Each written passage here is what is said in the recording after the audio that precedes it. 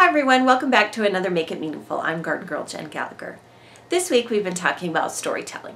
And one of my favorite storytelling tools is to let my scrapbooking items kind of do the storytelling for me. So for instance, I use my silhouette machine a lot to use creative titles. And I don't know if you've noticed, but in the two-piece store, we actually have lots of exclusive cut files that you can use that correspond with the monthly theme. So be sure to download those if you have a silhouette machine. So you'll notice on the project I do today that I do use my silhouette machine, and the cut file is actually pre-made. I didn't have to do any work, so that made it easy for me. So that's a great storytelling tool. Another storytelling tool is using your stamps. And I am a stamp hoarder, and one thing I have a lot of is alphabet stamps. And alphabet stamps allow you to tell the story by actually stamping out your journaling. And I'm going to do that with using a one-word phrase on this layout that I'm creating today. But there are a lot of different stamps that can help you do this. There are those that already have great quotes that you can use in place of journaling. Lots and lots of options with stamps, and they're one of my go-to supplies. So what I want you to do is I want you to look around at the tools that you already have and ask yourself, how can I make the process of storytelling a little easier by using maybe a die cut or a stamp or something that you already have on hand. It might be a journaling card that has the most perfect phrase for your story. So use your supplies and help tell the story. It also helps because it mixes up your layouts and they don't all look the same. So let's go ahead and make a layout about my niece in which I use some of these storytelling tools. So we're going to start with some Splendid Bliss pattern paper. It's diagonal yellow on one side and it's floral on the other. And to the top of that, I'm going to add some green cardstock. And I've machine stitched around the edge with some yellow stitching ink. Behind the actual stitched piece, I want to add a punched shape. Now this is a punch that I've picked up and just have on hand. I'm going to use a scratch piece of Bella Boulevard paper in a yellow. And I don't need to punch the whole piece. I only need part of this punch. So looking at it from upside down, I can just punch the portion of the punch that I need. And I just want this yellow piece. So then I can adhere that to the top of my layout and leave enough room where the adhesive is that I can come back and place that yellow tab. I'll place that right behind just to give it some definition. And then to the top of that, I'm going to add a silhouette die cut title. Now, 2Ps has some exclusive files that you can use for this, but this is actually a cut file. The Laughing and Playing comes as a file, and you can find it in the Silhouette store. To adhere, I'm simply going to add some adhesive. My dot roller, you could use a zip glue pen as well. And I'm just going down the shapes of each letter. And then I can add it. I want to leave a little bit of room at the top because I know I want to add kind of a pennant shape. And then because it says Laughing Playing, I wanted to add an ampersand, and I cut that in a corresponding color. So I went with the kind of mustard gold that you see over here. So again, I'll use this scratch piece of paper and add some adhesive to this. And then we're going to fill in this little space right here with the ampersand. Then to this top corner, I wanted to take some stickers, and I'm going to be using the Splendid Sunshine sticker sheet. So see these pennants here? I thought it would be fun to incorporate them onto the layout. So onto the back, I have added some foam stickers, and we can use them however we'd like. I even have a wood grain one. And you just want to make sure that you can still read your title, so if you need to, move your pennant up a little bit.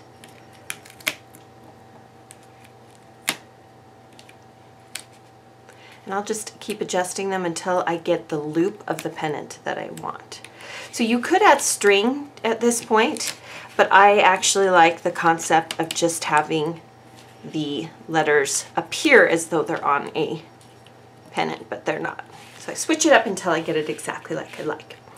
So then I wanted to create a place to hold my photo, and I've done this before in videos, but I'm going to take an album piece. This is an old Studio Calico album piece, and I'm going to use this as the foundation for my actual layout. And I know already that I'm going to have a border in blue, so I just want to cut this the same size. I do want to cut off the rounded corner. So you just take your cutter and cut off the rounded corners.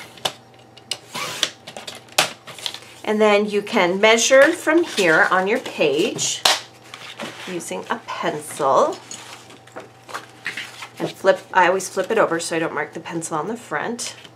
I know I want it to be this long, so I'll make a little mark here. And then I'm going to leave it a little longer,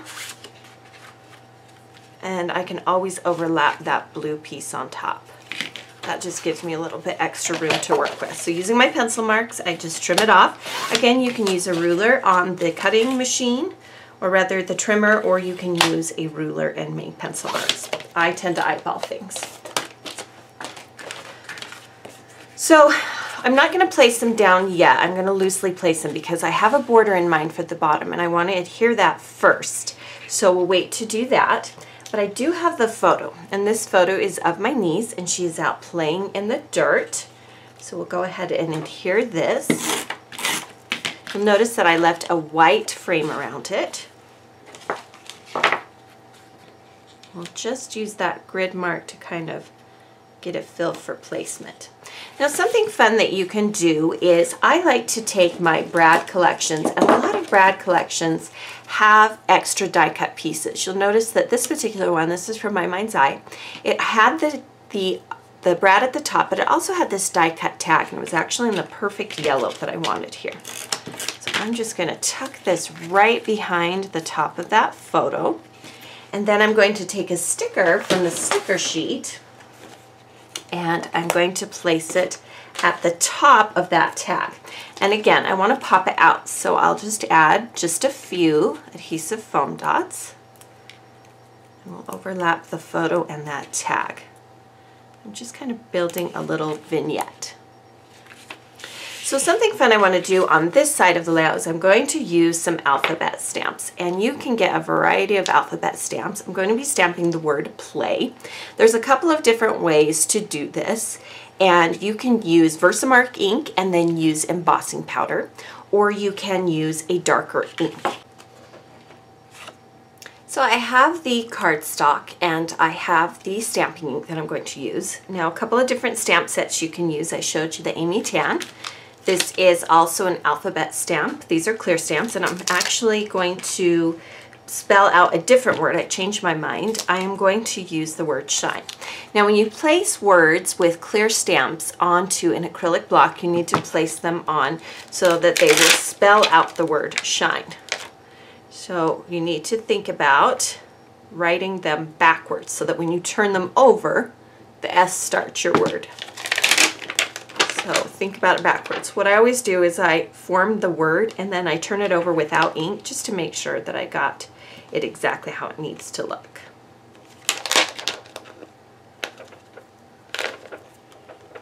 The nice thing is you can stamp these individually when you have an alphabet stamp set, or you can form a word completely on your block and you are ready to go.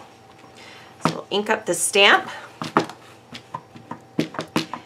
and we'll stamp directly into this paper.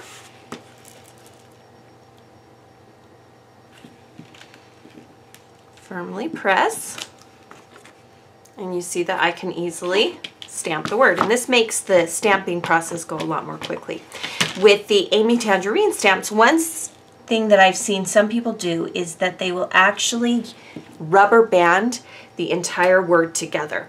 So if they were going to stamp this word, they would attach all the letters together, rubber band them all as one set, and then you stamp the set together. So that's an option. So it would look something like this. Ink it all up, and then you stamp right into your paper. So then you get a fun stamp set like that. So that's another fun way to do this. Again, repetitive stamping. We're going to do this a few times to build up a border. It's almost like a background paper that we've personalized because we're stamping. And I like this effect. You could do different colors of ink. You could do embossing powder. Versamark ink is a great option for a tone-on-tone, but I wanted a really rich blue, so I'm going with a little bit of a darker ink pad. So you want to test your colors on your paper before you start your project. And I'm using the clear stamp to align it each time. So there you see we've created the border that says shine. So you could also spell it out with any alpha stamps that you have. All right, now back to the layout. This is how it is going to look when they're placed together. Now across the center of the layout, I'm going to use a border strip from that same Splendid Sunshine pattern paper. And I'm going to trim it in half or 3/4. And because the design is centered, I'm going to cut it off on both sides so that that triangle design, that diamond design, is maintained. You could cut it on one side if the pattern is the same on both sides. I know that it's going to go down this far, and then I need to trim it at about this point. So again, I eyeball most of my cuts. Once you're comfortable enough with your projects, you can start eyeballing it as well. And then to the bottom, I will just cut it off as a pennant shape.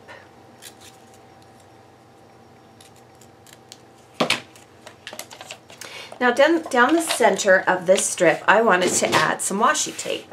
So I'm using some decorative tape. There is tape from We Are Memory Keepers and My Mind's Eye in the store, as well as lots of other companies. Basically, you want one that matches, so I picked a bright yellow. And I'm going to come down that right edge, tear off a little bit of the top, and then finish up. You get a little bit of a bubble or a wrinkle, you just smooth it out. Now I love this blue from Bella Boulevard, but the tape is a little thicker than I want to use. So here's a trick that I do. Because it has a pattern on it, I'm going to use the pattern and I'm going to follow the hot trend of thinner tape, and I'm only going to leave 3 dots. And I do that by simply cutting up the tape. So tape has gone from a medium to a fat to now really, really thin tape. But you can really take any tape and make it the thickness that you want. You can either double up the thickness of the tape, or you can do what I'm doing and cut it. So you are not stuck with tape being one length. We'll just add this to the yellow and again fold it over the top. So here's how it's starting to look. Now I want to show you a fun option for a border. What you're going to need is a coordinating or a contrasting piece of tissue paper. And this is that bold fuchsia that you see here at the top. What I'm going to do is I folded it in half because I want it to have double thickness. And I am going to first take some fringe scissors and we're going to create a fringe. Again, make sure both pieces are folded together. And we will cut the fringe. Each time you cut into the fringe, you want to make sure that the height of the fringe stays the same. So make sure that you're not cutting too far, because we're going to cut the top off this fringe. And when we do that, I want to make sure that the fringe stays intact. So if I cut too high up, then when I go to cut the top edge of that fringe, some of that fringe will fall off. So always make sure that you're cutting the same height. And you want to cut across the width of the area that you want the fringe to be. Tissue paper is probably already in your gift wrap box. You probably already have some on hand. You can find different colors at the dollar store, and you can find it in different finishes as well. Cut a little bit more. You can also use your fabric rotary trimmer to do this. So then I'll cut off the top, and it doesn't have to be a perfectly straight cut. All I want to do is make sure I leave enough room that I can add adhesive to this later. And then using the trim as a guide, I'll cut up one of those fringe pieces all the way to the top. So this is what you're left with. You're left with this great fringe. So what I'm going to do is I'm going to adhere these 2 pieces together first. So again, just enough adhesive so that I can mount them together. So there's no adhesive here, no adhesive here yet. I'm going to add the adhesive down here at the bottom. Make sure it's the bottom. And then I'm going to place that right on top of that fringe. And then do it again on that second layer. You can also fold it over and cut on the fold if that's easier. And then at this point you can trim off the extra sides. It just creates a fun texture for your layouts. Make sure you cut through both sides of the trim. And then you can use your fingers to kind of distress that. It's like a piñata. Remember when we were in kindergarten or first grade and we made those piñatas? This is kind of the effect that we're trying to create. All right, bringing it back to the layout. At this point, we can add the entire piece directly to the page.